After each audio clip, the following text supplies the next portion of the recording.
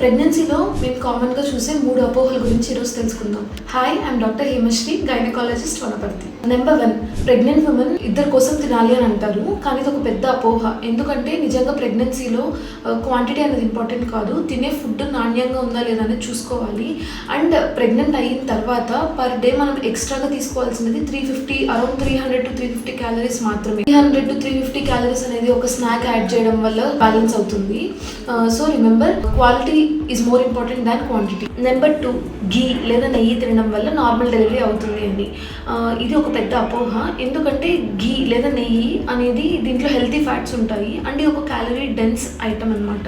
ఇది తినడం వల్ల హెల్త్ బెనిఫిట్స్ ఉంటాయి, కానీ ఇది డెలివరీ టైంని డిసైడ్ అనేది చేయదు. ఎక్సెస్ ఘీ తినడం వల్ల అన్వాంటెడ్ వెయిట్ గెయిన్ కానీ అబ్డామినల్ డిస్కంఫర్ట్ కానీ అయ్యే ఛాన్సెస్ ఉంటుంది. ప్రెగ్నెంట్ లేడీస్ ఎగ్ తినడం వల్ల బాడీలో హీట్ పెరుగుతుంది. ఇది ఒక పెద్ద అపోహ. ఎగ్స్ అనేది affordable and wonderful source of protein అనమాట. దీంట్లో వైటమిన్స్ అండ్ మినరల్స్ అనేవి లోపల ఎదిగే బేబీకి మంచి న్యూట్రిషన్ ఇచ్చి డెవలప్మెంట్కి హెల్ప్ చేస్తుంది. Thank you, yours Shri.